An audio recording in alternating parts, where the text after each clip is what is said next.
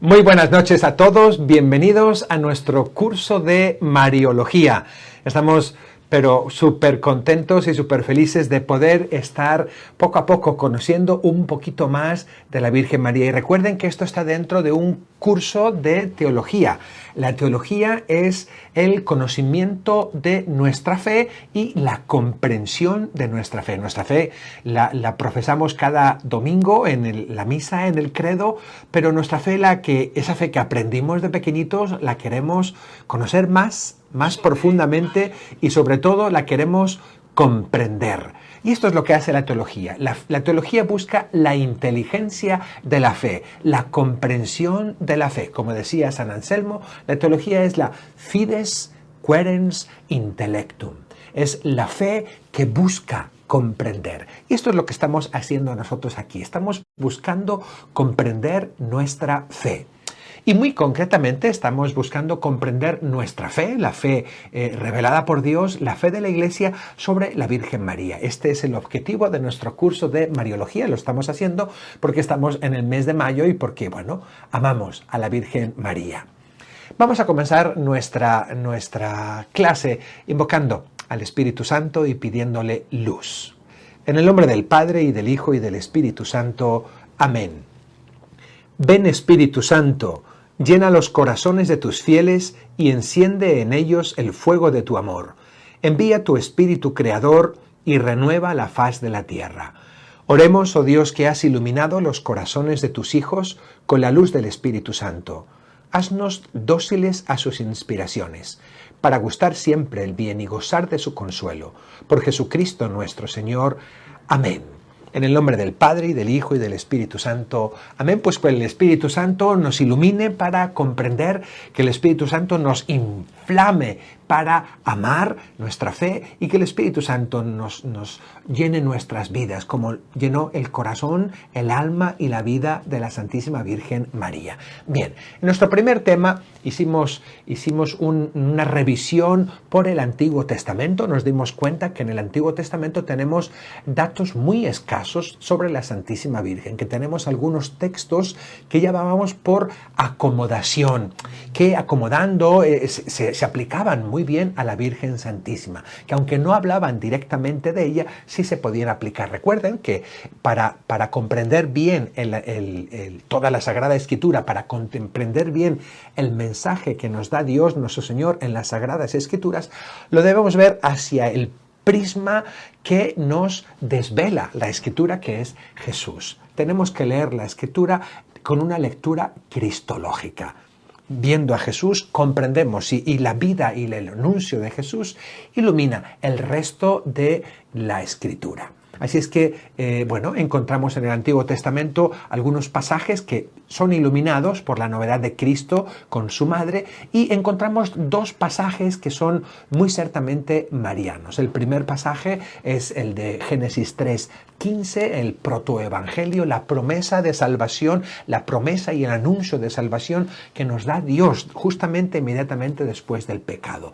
Y esa promesa se lleva a cabo, por supuesto, por Jesús, el único Salvador, pero por medio de María. Esas enemistades que Dios los pone entre el mal, entre el diablo y la mujer y su generación, o sea, Jesús.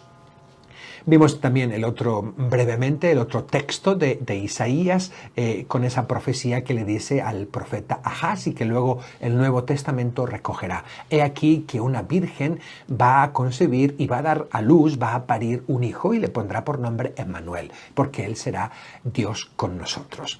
Ayer vimos algunos textos de los evangelios sinópticos. Los evangelios sinópticos son sinópticos, no se llaman simpáticos o evangelios de otro tipo, sinópticos, que quiere decir de un solo golpe de vista. Son los tres primeros evangelistas, Mateo, Marcos y Lucas, que son bastante semejantes. Poniéndolos en tres columnas vemos todas las semejanzas y vemos que tienen posiblemente una misma raíz. Los estudiosos dicen que la raíz de esos tres evangelios es justamente el evangelio de San Marcos. Hoy vamos por supuesto, en el evangelio, en la clase de ayer, igual que en la del lunes, yo no vi absolutamente todos los textos marianos o todas las referencias marianas. ¿Por qué? Primero, porque no tenemos tiempo, y segundo, porque estoy eligiendo aquellos que son más significativos para la teología. No para la vida espiritual, que es muy bueno, pero pues no estamos dando clase de vida espiritual mariana, sino clase de teología. Queremos ver los principios y los dogmas y las creencias de fe que tenemos como católicos, ¿verdad? Y queremos comprenderlos a través y iluminados por la Sagrada Escritura. Recuerden que la Sagrada Escritura es la fuente de la teología. La Sagrada Escritura es de donde surge la teología y de donde se alimenta la teología.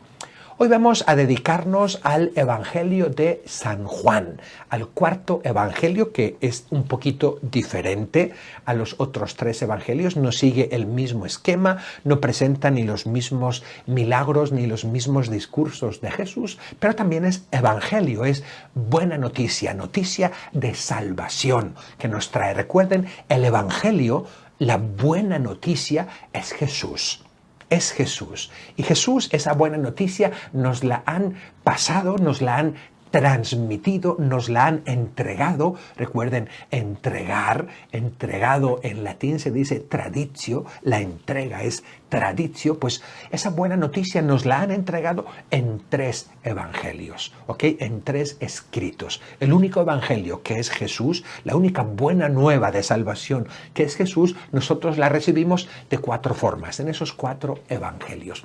Hoy vamos a ver los escritos de San Juan, el Evangelio de San Juan y el Apocalipsis concretamente, y después, si tenemos tiempo, veremos también un texto de los Hechos de los Apóstoles y otro de Gálatas. Recuerden, los Hechos de los Apóstoles está escrito por el mismo autor del Evangelio de San Lucas, Lucas mismo. Bien. Lo primero que podemos decir sobre los escritos de San Juan, conviene hacer una pequeña reflexión antes de tomar los textos. San Juan, como les hemos dicho, es un poco diferente a los otros evangelistas. A San Juan le llaman San Juan el evangelista, a San Juan le llaman Juan el apóstol, a San Juan le llaman el discípulo amado y a San Juan le llaman también Juan el teólogo. Porque la característica concreta que tiene Juan en sus escritos, en su Evangelio y en su Apocalipsis y también en las cartas, es que es un profundo teólogo. Tiene una densidad teológica grande. No solo relata hechos de Jesús, no solo relata enseñanzas de Jesús, no solo cuenta milagros de Jesús, sino que da una explicación teológica. Juan hace tiene un pensamiento teológico sobre las obras de Jesús. Logra ver en la historia, logra ver los elementos de fe y logra hacer un estudio teológico, y eso es lo que escribe y transmite. Recuerden que los evangelios están dirigidos a comunidades. Esos evangelios fueron escritos para comunidades concretas que estaban en circunstancias concretas y que tenían necesidades concretas. Y la mayor y la fundamental necesidad era el conocimiento de la fe, era el conocimiento de Jesús. Recuerden que esas nuevas comunidades a las que apenas se les ha anunciado sobre Jesucristo conocen muy poco, y los evangelios traen, ¿verdad? Traen esa noticia. Y piensen que antes de los evangelios está la predicación de los apóstoles.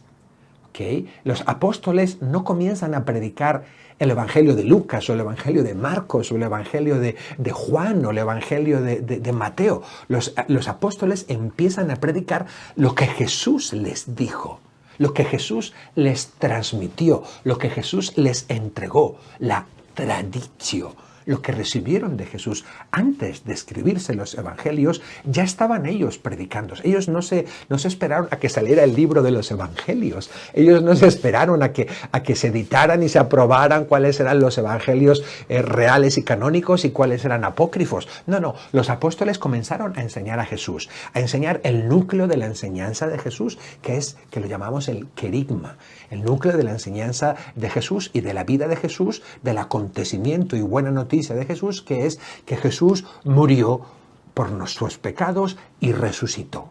Ese que murió por nuestros pecados no es cualquiera, es Dios, porque tiene el poder de resucitarse a sí mismo. Bueno, el Evangelio de Juan también va dirigido a una comunidad y Juan procura explicar teológicamente. A Juan le gusta la profundidad teológica, a Juan le gusta la historia, cuenta la historia, lo que cuenta es verdadera historia, lo que va contando en sus narraciones es verdadera historia.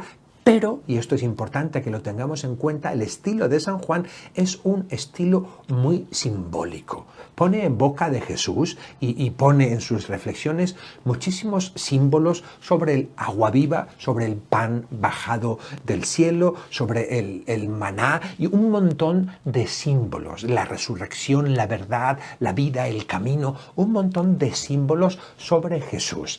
Usa mucho la simbología en su Evangelio, pero usará muchísimo después la simbología en el Apocalipsis, en las revelaciones que él tiene. Apocalipsis, que significa revelación. Bien, vamos entonces a ver los dos, porque en el Evangelio de San Juan solo tenemos dos pasajes sobre la Virgen María.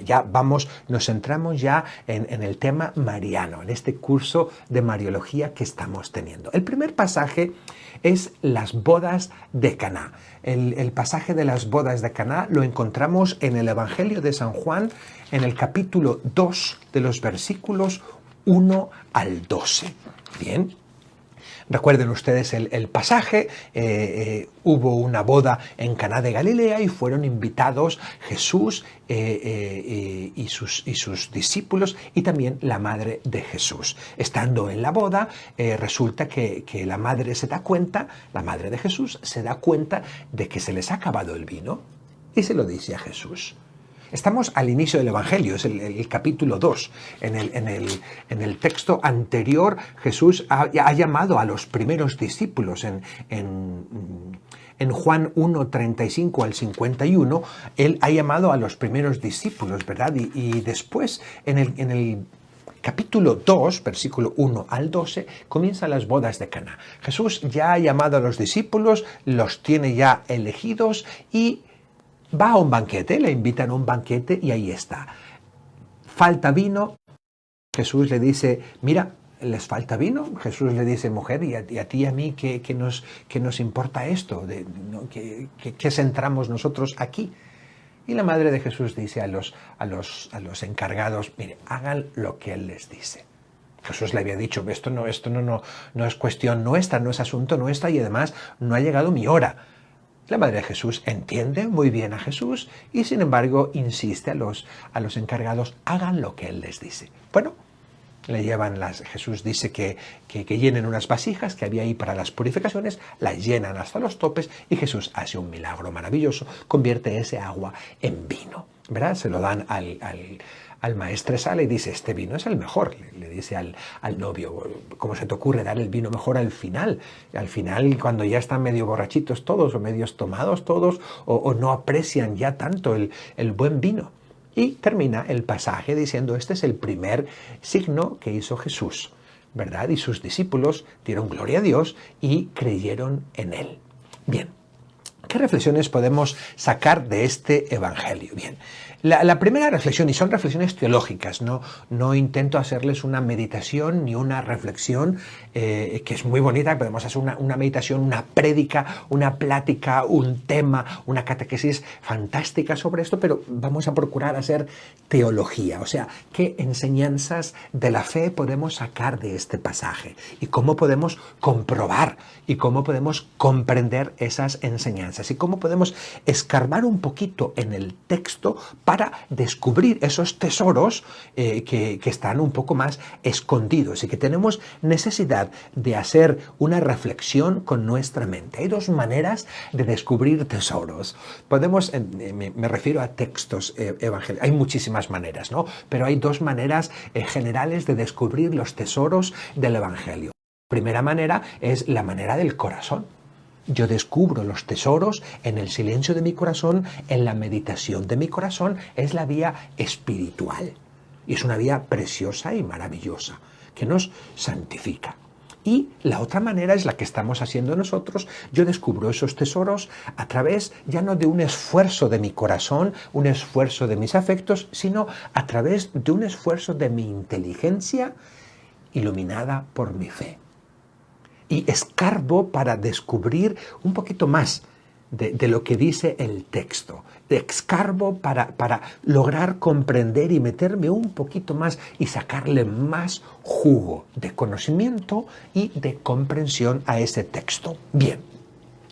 El texto es un texto cristológico, definitivamente es cristológico, habla de Cristo haciendo su primer milagro, habla de Cristo que manifiesta su gloria y que enciende la fe de sus discípulos, hace su primer signo. Pero este pasaje es también un pasaje mariano, ¿verdad? Aquí la manifestación, el inicio de la manifestación de Cristo llega a través de María. María está ahí operante y hace su presencia y su palabra hace que Jesús entre en acción. No sabemos qué hubiera sucedido si María no hubiera dicho nada. Posiblemente Jesús se habría enterado, no se habría enterado. No sabemos, ¿verdad? Pues como Dios, por supuesto, se entera de todo, pero ¿hubiera hecho algo? Pues bueno, parece que no, porque la respuesta primera a María fue: esto no nos interesa, ni nos incumbe ni a ti ni a mí. Si Jesús entra en acción, si Jesús adelanta su hora, si Jesús hace un gran signo, es por una acción de María, una acción de María. Y esa acción tiene efecto en su Hijo. Vamos a ir explicándolo un poquito. Bien, en el versículo 3 dicen: no tienen vino. La Virgen María no le hizo falta decirle a Jesús: oye Jesús, ¿podrías hacerle un favor? La Virgen María conocía a Jesús. Conocía el corazón de Jesús. Conocía que el corazón de Jesús se movía ante las necesidades de los demás. Cuando ve las necesidades del otro, no tienen vino, ella sabía. Ella, que todavía no había visto, posiblemente no sabemos nada de los 30 años de vida oculta. Sabemos, por supuesto, de la anunciación y del nacimiento y del anuncio del ángel, pero en esos 30 años de vida oculta, posiblemente María no vio ningún milagro de Jesús. Vio sillas, mesas, muebles y armarios que Jesús hacía, ¿verdad? Pero no vio obras maravillosas, no vio prodigios, signos y milagros. Pero sin embargo, María conocía a Jesús. Y esto es un dato importante. No solo conocía a Jesús, no solo sabía que Jesús era sensible a las necesidades de los demás, sino que ella sabía que Jesús le iba a hacer caso. Jesús era un hombre obediente. En el pasaje del templo vimos que después de que Jesús se pierde en el templo y que vuelve a la casa y les dice: bueno, yo me ocupaba de las cosas de mi padre, pero dice, después se mantuvo sujeto. El niño, dice el Evangelio, crecía en sabiduría y en gracia delante de Dios y de los hombres. Eterat subditus illis. Y se mantenía sujeto a ellos. Bien, o sea, era obediente. Sabía en ese sentido que un deseo de su madre, su hijo se lo iba a cumplir. Bien, y hace que adelante su hora, o sea, la hora de la manifestación de Jesús, la hora asignada por el Padre Celestial, María hace que la adelante. No ha llegado mi hora, le dice Jesús, y sin embargo, la adelanta. Adelanta su hora, ¿por qué? Porque María intercede. Intercede. No hay otra manera. Yo pienso que no hay otra manera de ver este pasaje. No hay otra manera. Ante la intercesión de María, Jesús actúa y Jesús hace milagro. ¿Ok? Bien, el versículo 4 dice que nos importa a ti y a mí. Para algunas personas este versículo les resulta difícil, les surge la dificultad porque dicen, bueno, Jesús llama a su madre mujer, no le dice que nos importa a ti y a mí, madre, María, que nos importa a ti y a mí, no, le llama mujer. Y algunos dicen, mira, la trata con desprecio. Bueno, uno lo puede ver así, que trata a María con desprecio, pero también lo podemos ver que Jesús, cuando le dice mujer, ve en ella su condición femenina. Es como diciendo, ay, mujer, tú con tus cosas de mujer. Las mujeres que se dan cuenta de todo. Los hombres a veces no nos damos cuenta. Los hombres no nos damos cuenta que tenemos la ropa sucia, no nos damos cuenta que tenemos la ropa desplanchada, no nos damos cuenta que tenemos el cuarto hecho un desastre, no nos damos cuenta que fulanita nos estaba mirando, que menganito nos estaba escuchando. Las mujeres tienen mucha más perspicacia, mucha más atención, muchísima más intuición. Al decir ese mujer, posiblemente Jesús se estaba refiriendo a la condición femenina de María. Ay, como diciendo, ay, mujer, te has dado cuenta, tú te fijas en todo, estás atenta a todo. Bien. Es también seguro que Juan quiso hacer, en este mujer de las bodas de Caná, quiso hacer un paralelismo con el único otro pasaje que tenemos de María en el Evangelio de San Juan, que es al final de la vida de Jesús. Cuando Jesús está muriendo, que lo veremos en un momento, y que también llama a María mujer. Le dice Juan, le dice a su madre, mujer, ahí está tu hijo. Y después al discípulo amado, ahí está tu madre. Seguramente Juan está haciendo un paralelismo, ¿verdad? En su aspecto también femenino, de mujer. Mujer, tú que eres mujer, tú que eres madre, o que engendra, la mujer es la que engendra, ¿verdad? Pues engendra a este nuevo hijo. Ya lo veremos en el pasaje siguiente. Y también, por supuesto, Juan, Juan en su evangelio da mucho realce a las mujeres. En los otros evangelios las mujeres tienen muy poco protagonismo. En este evangelio las mujeres tienen protagonismo. Tiene protagonismo la samaritana, tienen protagonismo la mujer adúltera, tienen protagonismo Marta y María, tiene protagonismo la Magdalena y tiene protagonismo su madre, por supuesto. ¿Okay? Entonces, al decir mujer, Juan, dirigiéndose a una comunidad específica, está en cierto sentido diciéndoles, la mujer también tiene una condición especial y una importancia especial en esta nueva obra que ha hecho Cristo, que se llama la Iglesia, en esta nueva comunidad de fe. Bien, este evangelio de las bodas de Caná nos habla especialmente en cuanto a Mariología de el poder de intercesión de María. El poder que María ejerce sobre Jesús. El poder real que María ejerce sobre Jesús, tan real, no se opone a Jesús ni se opone a la hora de su Padre, pero logra adelantarlo, logra, por así decir, cambiar los planes de Dios. Por supuesto que Dios no cambia los planes, no somos nosotros los que nos ajustamos a los planes. Y seguramente en el plan de Dios estaba esa intercesión de María. Bien, vamos a ver el segundo texto que tenemos en el Evangelio de San Juan. Tenemos solamente estos dos textos en el Evangelio. Es el texto que encontramos en Juan 19, de los versículos 25 al 27. Es Jesús en la cruz. Jesús poco antes de morir. Jesús que ya sabe que está encomendando, a punto de encomendar en las manos de su Padre su espíritu. Padre, en tus manos encomiendo mi espíritu, mi alma, mi vida, mi último suspiro. Te estoy encomendando en tus manos de Padre. También encomienda a su madre. Dice así el Evangelio. Junto a la cruz de Jesús estaban su madre y la hermana de su madre, María, la mujer de Cleofás, y María Magdalena. Jesús, viendo a su madre y junto a ella al discípulo a quien amaba, dice a su madre: «Mujer, ahí tienes a tu hijo». Luego dice al discípulo: «Ahí tienes a tu madre». Y desde aquella hora el discípulo la acogió en su casa.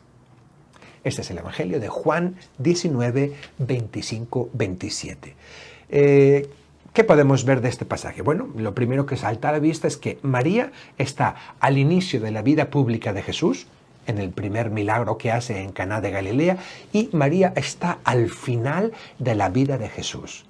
Muestra su perseverancia en el acompañar a Jesús, muestra su valentía y el amor que María tenía a su hijo, como cualquier madre, pero con la intensidad de una madre de este tipo y de un hijo de este tipo.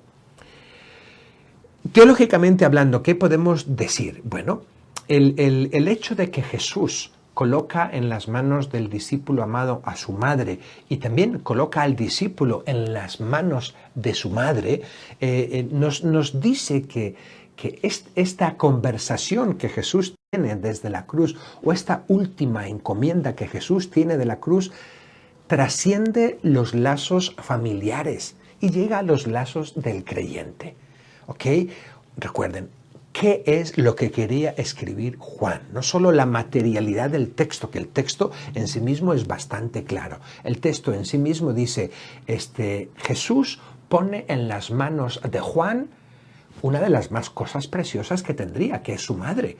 Yo no sé qué otra cosa aquí en la tierra tendría más preciosa que su madre. No sé. Quizá el serrucho de carpintero, lo dudo, ¿verdad? Quizá una Torá que tenía en su casa, también lo dudo. ¿Qué cosa tendría más valiosa Jesús aquí en esta tierra? Lo más valioso humanamente y personalmente es su madre, como cualquier hombre. Jesús fue como cualquiera de nosotros, hombre al 100%, menos en el pecado. Y el afecto que cualquiera de nosotros tenemos a una madre, y una madre que es buena y un hijo que es bueno, la unión y el estrechamiento entre ambos es enorme, especialmente en el momento de la muerte. Y en ese momento de la muerte le dice, repito, mujer, ahí tienes a tu hijo. Le a la Virgen María, dice, ahí está tu hijo, trátalo como tu hijo. Es que la Iglesia, y cada uno de nosotros en la Iglesia, en la tradición de la Iglesia, ha visto esto no solamente refiriéndose a Juan, sino refiriéndose a los creyentes, a cada uno de los hermanos de Jesús, que somos cada uno de nosotros creyentes, somos hermanos de Jesús. Jesús es nuestro hermano mayor y cada uno de nosotros somos hermanos. Al encomendar Jesús a Juan bajo el cuidado de María, está diciendo, comunidad de creyentes, pónganse bajo el cuidado de María. María, cuida de cada uno de ellos como tu hijo. Muchas personas tienen dificultad en este pasaje y dicen, bueno, esto es algo concreto, puntual y personal. Está hablando solamente de María y de Juan, de dos individuos. No está hablando de una colectividad, no está hablando de los discípulos, no está hablando del resto de los discípulos y no está hablando de todos los creyentes que vendremos después. Muchas personas ven así este texto. Repito, ¿verdad? El mensaje que está dando San Juan en su simbolismo y en su mayor extensión es algo que va muchísimo más allá de los lazos familiares. Va más allá de los lazos familiares por lo siguiente. Luego le dice al discípulo, ahí tienes a tu madre. Y dice que desde aquel momento el discípulo la acogió en su casa. Y acaba de decir que junto a la cruz estaba María Magdalena y María la de Cleofás. Estaban sus familiares también. Y según eso, pues tenía hermanos y familiares más cercanos. Y sin embargo, se lo encarga a Juan. Y Juan la recibe en su casa desde entonces. El mensaje que está dando Juan en este texto no es solamente contando un hecho puntual y personal entre dos personas, un individuo llamado María y un individuo llamado Juan. Está hablando a una comunidad de fe. Y está invitando a una comunidad de fe justamente a invitar y a recibir a María en su casa. Y así lo ha leído la Iglesia desde siempre. Y así ha actuado la Iglesia desde siempre. Invitamos a María a nuestra comunidad. Ella, la primera creyente, tiene un lugar en nuestras casas de creyentes. Ella, la primera creyente, es recibida por los discípulos. Y no solo eso, ella cuida también de los discípulos, cuida de nosotros como hijos. Bien, el texto también nos abre una reflexión sobre la virginidad de María, lo que acabamos de decir, que no tuvo otros hijos. Si hubiera tenido otros hijos era normal y obvio. Recuerden lo que dijimos al inicio, estamos escarbando, no solamente estamos leyendo, ¿ok? Estamos escarbando. ¿Qué es lo que quiere decir este texto? No nos quedamos en una lectura facilona. Intentamos escarbar el mensaje que nos quiere dejar Juan y el mensaje que a través de Juan nos quiere dejar Dios. Y vamos sacando conclusiones del texto. No son invenciones, son conclusiones superlógicas. Una mujer que tiene, como vimos ayer, que se le presentan los hermanos, 3 o 4 hermanas y sus hermanas, pues es lógico que si muere un hijo, pues se irá a vivir con alguno de los otros hijos. Y sin embargo no. Se va con una persona, Juan, que apenas ha conocido durante 3 años. Apenas ha conocido, porque 3 años dura la vida pública de Jesús. Y al inicio de esos 3 años, Jesús llama a Juan. No lo conocía antes. María lo conoció un poquito después, menos de 3 años. Y sin embargo, dice, como voluntad de Jesús, su última voluntad desde la cruz, recibe a mi madre. Recibe en tu casa a mi madre. Dice a la comunidad cristiana, reciban en la fe y reciban en sus corazones a mi madre. Y a María le dice, cuida de ellos. No solo cuida de Juan. Esto supera el individuo. Cuida de ellos, cuida de esta comunidad de creyentes, cuida de este grupo que acabo de formar, que será la nueva Israel, el nuevo pueblo de Dios. Cuida de ellos. Ahí tienes a tu hijo. Es obvio que en una lectura un poco más detenida, más pausada, meditativa y serena, uno escarba y descubre consecuencias lógicas del texto. El texto Dios nos lo ha entregado. Y nos lo ha entregado para que lo entendamos y para que logremos entender lo que Él nos quiere decir. Que no nos quedemos solo en letras, sino que logremos entender el mensaje muy claro para el que quiera verlo. Bien, vamos a dejar aquí este pasaje y vamos al tercer pasaje de San Juan. Este ya no está en el Evangelio de San Juan. Recuerden que tenemos 4 evangelios. Juan es el 4º evangelista, no es parte de los sinópticos. Más y más discursos denso teológicamente, más profundo, un poquito más difícil de leer, ¿verdad? Pero muchísimo más profundo y con más jugo teológico, con mayor comprensión de la fe, ¿verdad? Juan escribe después unas cartas y también escribe un libro llamado el Apocalipsis. El Apocalipsis quiere decir revelación. La revelación es la palabra Apocalipsis en español la traducimos como revelación. Así es que, es que nosotros lo llamamos, ¿verdad? En el Apocalipsis los símbolos son muchísimo más grandes. O sea, hay una simbología. En el Apocalipsis muchas personas interpretan o entienden el Apocalipsis de una manera, otras personas lo interpretan de otra manera. Padre, la interpretación del Apocalipsis, cuál es la interpretación del libro en sí mismo y cuál es la interpretación de cada uno de las visiones que tiene Juan y que escribe Juan ahí. ¿Cuál es la interpretación? Yo tengo que decirles que no hay una interpretación o no hay una lectura única y que la Iglesia no tiene oficialmente una lectura única del Apocalipsis, no múltiple. Bien, Y un mensaje que está lleno de simbolismos.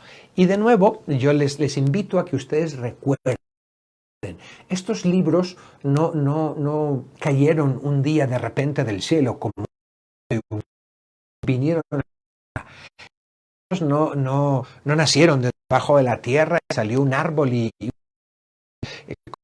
una madura cayó el libro del Apocalipsis. No, es un libro escrito por un autor y dirigido a una comunidad o a varias comunidades, ¿verdad? En el inicio hay varias cartas de San Juan a la iglesia de tal y a la iglesia de la Odisea y a la iglesia de Filadelfia y a varias comunidades. Entonces, es un libro dirigido a unos cristianos concretos en una situación concreta. Y la situación en la que escribe Juan, ánimo y confianza a esas comunidades perseguidas, a esos cristianos para que se mantengan fuertes ante el peligro, fuertes ante la adversidad, ¿verdad?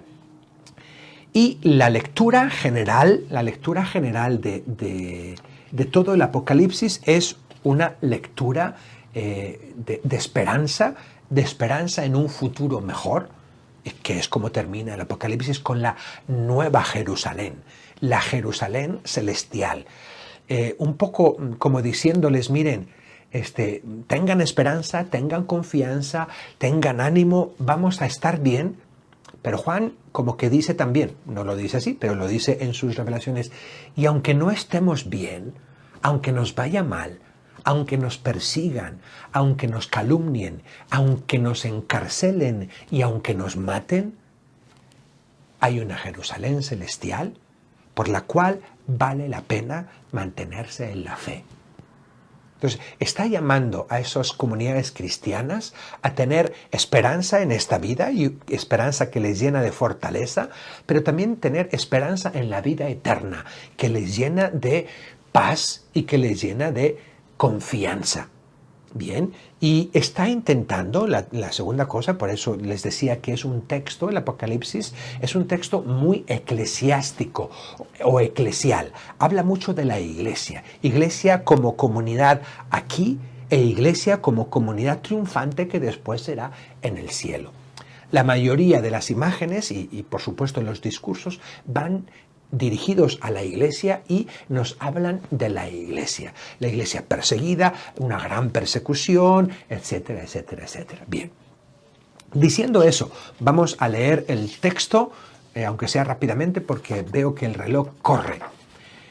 Pero conviene leer la palabra, conviene tener contacto, conviene tener roce con la palabra, no solo explicar sin leer la palabra. Vamos a entrar en directo con lo que es la fuente de la teología, que es la palabra de Dios. Apocalipsis 12, del versículo 1 al 6. Una gran señal apareció en el cielo. Vayan imaginándoselo ustedes. Han visto muchos cuadros, muchas representaciones, muchos dibujos. Ustedes imagínense como lo va describiendo. Vaya poniendo las cosas. El cielo. Y una gran señal apareció en el cielo. Una mujer vestida del sol, con la luna bajo sus pies y una corona de 12 estrellas sobre su cabeza. Estaba encinta y gritaba con los dolores del parto y con el tormento de dar a luz. Y apareció otra señal en el cielo. Un gran dragón rojo, con 7 cabezas y 10 cuernos, y sobre sus cabezas 10 diademas. Su cola arrastra la tercera parte de las estrellas del cielo y las precipitó sobre la tierra. El dragón se detuvo frente a la mujer que iba a dar a luz, para devorar a su hijo en cuanto lo diera a luz. La mujer dio a luz un hijo varón, el que ha de regir a todas las naciones con cetro de hierro. Y su hijo fue arrebatado hasta Dios y hasta su trono. Y la mujer huyó al desierto, donde tiene un lugar preparado por Dios para ser allí alimentada 260 días. Esa es la palabra de Dios. Bien, como ven, este pasaje está lleno de simbolismos y también es Es muy difícil, es una tarea muy difícil tratar de descifrar cada uno de los símbolos. ¿Qué quiere decir ese lugar donde se escondió en el desierto la mujer? Es un lugar preparado por Dios.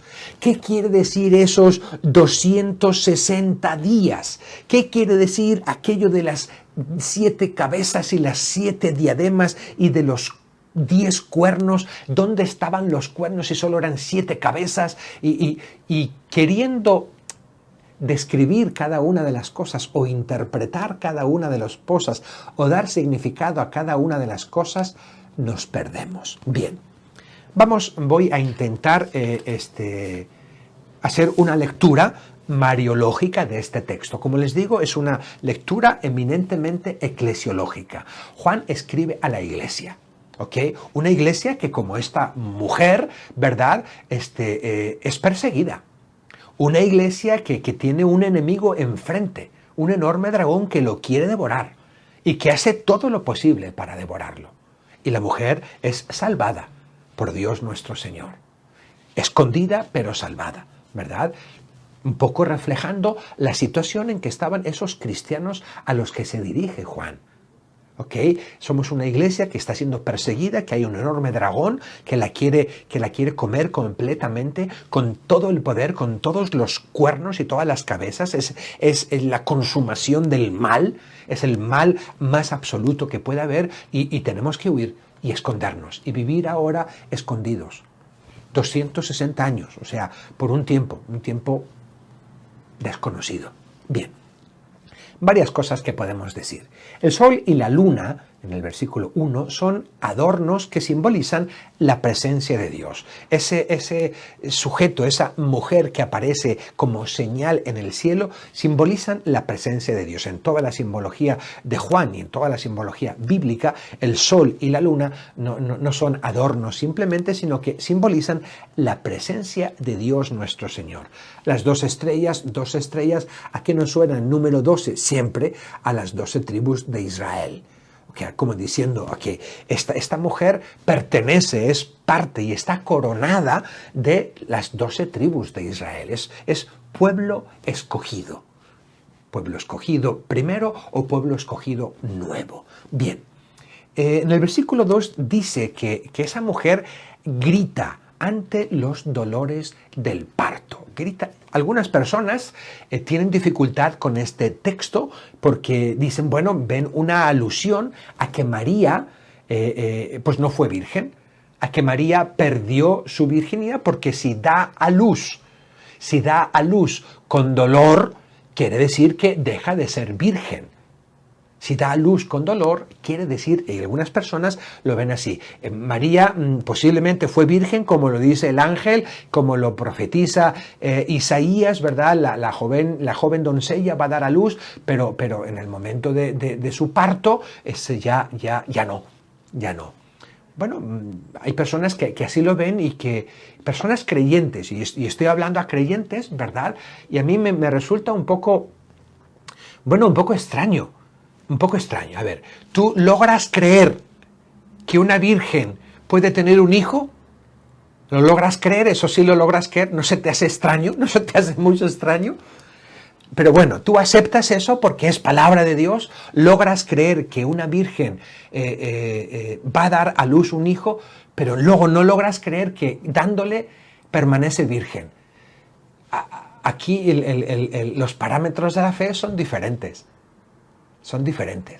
Es como, no sé, es como si tú a un niño le estás contando un cuento de que no sé, el osito entró en la casa y no sé qué, y el niño pequeño te pregunta, ¿y el osito de qué color tenía el vestido?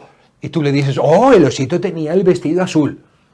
Y dice, no te creo. Los osos no tienen el vestido azul. Esa es una lógica muy infantil. Cree en que un oso entra en una casa, pero luego no cree el color del vestido del oso. Entonces, falta un poco de rigor lógico. Hombre, si entramos en la dinámica de la fe, que cree que María es virgen porque así lo revela Dios, ¿cuál es la dificultad en decir Dios que es capaz de que de fecundar a una virgen sin concurso e intimidad humana, ¿cómo no va a ser capaz de que esta virgen permanezca virgen, incluso en el parto y después del parto? ¿Cuál es el problema? ¿Cuál es que no es capaz Dios? Si es capaz de hacer fecunda a una virgen, si es capaz, fíjate, si es capaz de poner semilla en el seno de una virgen, semilla, por así decir, en el seno de fuera para adentro, poner semilla en el seno de una virgen sin dejar de ser virgen, ¿cómo no va a ser capaz de que cuando salga el producto de esa semilla siga siendo virgen? ¿Cuál es el problema? Yo no veo ningún problema. No veo ningún problema, ¿verdad? Pero bueno, hay personas que se les hace difícil y yo lo entiendo. Lo puedo entender, pero a mí se me hace tan sencillo de comprenderlo, ¿verdad? Bien, presentan esa dificultad. Después, la oposición del dragón frente a la mujer recuerda la oposición de las enemistades de la serpiente y la mujer que vimos en el Génesis 3:15. ¿Okay? Esa enemistad que hay entre ese dragón, dice que se pone enfrente de la mujer, ese dragón que simboliza la serpiente antigua, la serpiente del Génesis, que se pone de vuelta enfrente a la mujer. Que la primera vez que se puso enfrente a la primera mujer, a Eva, la mujer sucumbe, se la come y la destroza. La destroza y como le dice el Señor, gemirás cuando des a luz. Y justamente en este texto también dice que esta mujer gemía ante los dolores del parto, ¿verdad? Entonces, también es ese mismo hecho de gemir ante los dolores del parto. El hecho de que gima ante los dolores del parto no quiere decir que deja de ser virgen. Una persona es virgen cuando no tiene relaciones sexuales con otra persona, cuando no ha tenido en absoluto relaciones sexuales con otra persona. No es virgen si se le ha horadado la vagina, el himen, lo que sea. Eso no es. Eso es prueba de virginidad, pero eso no es lo que hace virgen o no virgen. También de un varón se dice que es virgen. ¿Cómo pruebas tú que un varón es virgen? ¿Cómo pruebas que el varón es virgen? ¿Ok? La virginidad no está solamente en un hecho material. ¿Ok? La virginidad está en un hecho de toda la persona. Yo como persona soy virgen. Yo como persona no he tenido contacto íntimo sexual con nadie y eso me hace virgen. Independientemente de que tenga o no tenga, abierto o no abierto, roto o rasgado, independientemente de eso, mi virginidad es el conservarme intacta. ¿Ok? Eso es lo importante de la virginidad. Pero bueno, las enemistades, como ya lo hemos visto, ¿verdad? Y después, podemos preguntar, ¿quién es esta mujer? Bueno, efectivamente, el sentido principal de esta mujer, en el que habla Juan, indudablemente se refiere a la iglesia, a esa iglesia perseguida a la que escribe. Es el sentido principal, ¿verdad? Pero en un sentido secundario también se puede aplicar a María y lo aplicamos con mucha exactitud, no con toda la exactitud, pero aplicamos con mucha exactitud a la Virgen María. Como les dije al inicio, los textos del Apocalipsis no podemos encasillarlos y decir, este es el significado único de este texto. No, tiene muchos y varios sentidos. Y la Iglesia ha descubierto desde siempre en este texto un texto mariano, también eclesial, eclesiológico, pero también mariano, con un componente mariano maravilloso, de esa mujer vestida del sol, María vestida y llena de gracia, con la luna bajo sus pies, la corona de 2 estrellas que la hace reina de todas las tribus de Israel y del nuevo Israel, ¿verdad? Con su hijo en su seno, ¿verdad? Y que logra no ser devorada por el Dabón. Logra no contaminarse con el pecado. La Iglesia siempre lo ha atribuido a la Virgen María y también a la Iglesia misma. Bien, pasamos al último texto. Yo creo que nos va a dar de San Juan ya hemos visto los textos, vamos a ver un pequeño texto de los Hechos de los Apóstoles. Recuerden, los Hechos de los Apóstoles está escrito por Lucas, el evangelista Lucas, es el segundo libro. Dice, en mi primer libro, oh querido Teófilo, te escribí sobre todo aquello que hizo Jesús, y ahora empieza a contar la vida después de Jesús. Bueno, cuenta alguna de las apariciones de Jesús para la ascensión, ya Jesús se va y cuenta la vida de los discípulos. Y justamente después de la ascensión de Jesús, narra este hecho que tenemos aquí. Este pasaje que está en Hechos de los Apóstoles o Actos de los Apóstoles, capítulo 1, versículo 14. Es un verso muy breve. Todos, se refiere a los judíos, a los 11 apóstoles, ¿verdad? Todos, dice que después de que Jesús subió a los cielos en el monte, ¿verdad? Volvieron a Jerusalén y dice, todos ellos perseveraban en la oración, con un mismo espíritu en compañía de algunas mujeres, de María, la madre de Jesús, y de sus hermanos. Bien, el pasaje, como digo, está ubicado en ese momento y desde entonces María está presente con los 11 apóstoles, persevera con ellos en la oración. El pasaje se ubica, como digo, entre la ascensión del Señor y Pentecostés. ¿Okay? Se quedan en Jerusalén por mandato del Señor y, dice, Pedro se va al Monte de los Olivos, a la casa, cerca del Monte de los Olivos, a la casa donde Jesús había tomado la cena, sube al segundo piso y ahí se quedan, ¿verdad? Y con él los otros 11, María, la madre de Jesús, y otras mujeres y sus hermanos. María está en esa pequeña comunidad, en esa comunidad en semilla, que son los apóstoles, en esa comunidad que es la iglesia. Y desde el inicio de la iglesia, ahí está María. Y desde que esa iglesia es fecundada por el Espíritu Santo en Pentecostés, que les abre las puertas a la iglesia no se funda en Pentecostés. La iglesia viene desde Adán, ¿verdad? Y la iglesia en concreto la empieza Jesús, es el nuevo pueblo de Dios, lo empieza Jesús llamando a sus discípulos, siendo una comunidad. Es en Pentecostés donde a la iglesia se le abren las puertas, ¿verdad? Y desde esa apertura de puertas, allí está María. Desde también que Jesús empieza a juntar sus discípulos, empieza la iglesia, allí está María en el primer signo, en las bodas de Caná. Y en esta apertura oficial de la iglesia, allí está María. María siempre está en la iglesia.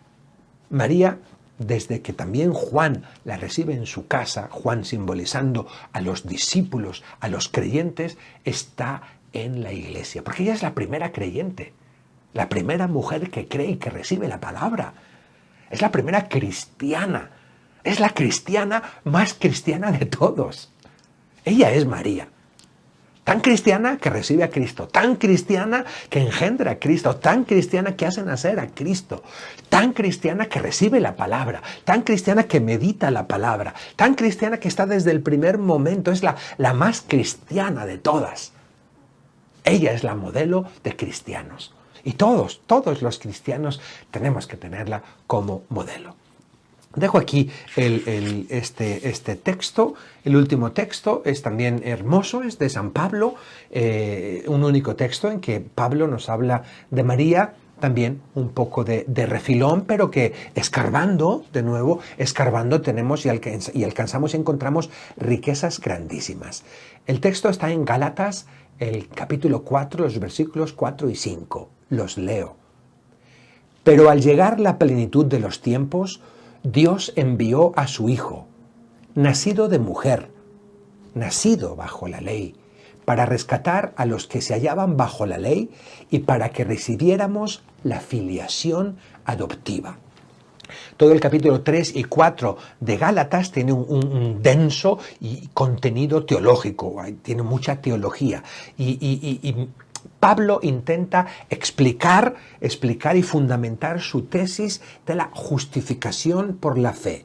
No es la ley lo que nos justifica, o sea, lo que nos salva, no es por el cumplimiento de la ley por lo que nos salvamos, sino que nos salvamos por Jesús. Jesús es el único que nos salva. Y poniendo nuestra fe en Jesús, nos llega la salvación, nos llega la justificación. Y esa justificación, Pablo pone el ejemplo de la mayoría de edad. Cuando éramos niños era el periodo en que estábamos bajo la ley, pero ha llegado la plenitud de los tiempos y ha llegado la plenitud de la vida. Y esa plenitud la trae Cristo. Esa plenitud la trae, la plenitud que hace pasar la ley a otro ámbito, no la destruye. No he venido a acabar con la ley, sino a perfeccionarla. Y comienza el ámbito de la fe en Cristo, ¿ok? Lo compara a la vida madura, ¿ok? Ya hemos madurado, ya no somos niños. Y la maduración es justamente la fe. Ese momento de maduración de la fe se realiza por medio de una mujer, nacido de una mujer. Es Cristo, que tiene que ser hombre, no es solamente Dios el que nos salva. Dios estuvo todo el Antiguo Testamento intentando salvarnos, ¿verdad? Y nos salva, por supuesto, pero es Dios hecho hombre. Se necesitaba que se hiciera Dios hombre. Era necesario, entre comillas, que se hiciera Dios hombre y que fuera un hombre verdadero. Y por eso Pablo dice, nacido de mujer. No era una imaginación, no. Nacido bien de mujer. Y el nacimiento de Jesús, en español decimos, una persona nació, yo nací, Pepito nació. Y nos da la impresión de que yo soy el sujeto de la acción. Como si yo dijera, yo me nazco, yo nací, yo me nazco. En latín y en el original en griego y en otras muchas lenguas no es yo nació, se traduciría como me nacieron. Me nacieron porque el que nace no hace mucho esfuerzo para salir de allí. La que hace esfuerzo es la mujer, que puja y puja y puja. Y hace esfuerzo, o sea, una persona es nacida, natus es, ¿ok? Ha sido nacida. Bien, entonces la salvación, la madurez de la humanidad llega por Cristo a través de una acción activa de María, de una mujer, que es María. María tiene una colaboración activa. Dios no la utiliza como un cacharro o como una cosa. No. Dios espera a que en la anunciación diga, sí, fiat. Yo soy la esclava. Y María en ese sentido colabora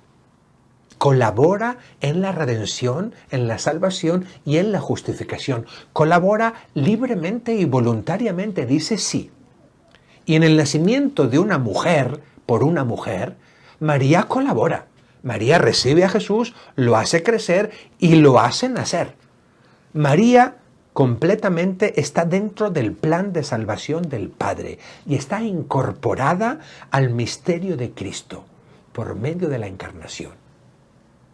Así lo quiso Dios. No es que así lo quiera yo o que así lo quiera la iglesia. Así lo quiso Dios, que naciera de una mujer y que una mujer colaborara de una manera activa y real en la salvación de la humanidad, en la justificación de la humanidad de la que nos habla Pablo en Gálatas. Termino con esto porque ya estamos llegando en un minuto. Déjenme terminar con una pequeña oración. Me traje un libro hermoso que se llama El libro del culto a la Virgen. Un libro gordote, enorme, que tiene todo, tiene explicaciones de la Sagrada Escritura sobre la Virgen, tiene devociones, tiene de todo, advocaciones marianas, apariciones marianas, María en la liturgia, María en la historia, María, muy bonito. No es mío, me lo prestó el padre Marcos, pero tiene un himno que es muy conocido por todos, que se llama el himno Acacistos. Himno Acacistos, que es propio de la liturgia del oriente de Europa, sobre todo de los ortodoxos, pero también de católicos del oriente de Europa. de rito oriental, de ritos orientales, no del extremo oriente, no, del rito oriental, del oriente de Europa y del oriente cercano y medio. Este himno es un himno dedicado a la Virgen María, es un acacistos. Acacistos quiere decir que se tiene que rezar de pie, yo lo voy a rezar sentado, ¿verdad? Pero cuenta la historia de María, es larguísimo, voy a leer solo una estrofa en honor a nuestra Madre Santísima. Un arcángel excelso fue enviado del cielo a decir: Dios te salve a María. Contemplándote, oh Dios hecho hombre, por virtud de su angélico anuncio, extasiado quedó ante la Virgen y así le cantaba: Salve, por ti resplandece la dicha, salve, por ti se eclipsa la pena, salve, levantas a Adán el caído, salve, rescatas el llanto de Eva, salve, oh cima encumbrada a la mente del hombre, salve, abismo insondable a los ojos del ángel, salve, tú eres de veras el trono del rey, salve, tú llevas en ti al que todo sostiene, salve, lucero que el sol nos anuncia, salve, regazo del Dios que se encarna, salve, por ti la creación se renueva, salve, por ti el Creador nace niño, salve, Virgen y Esposa. Amén. Dios les bendiga y muy buenas noches.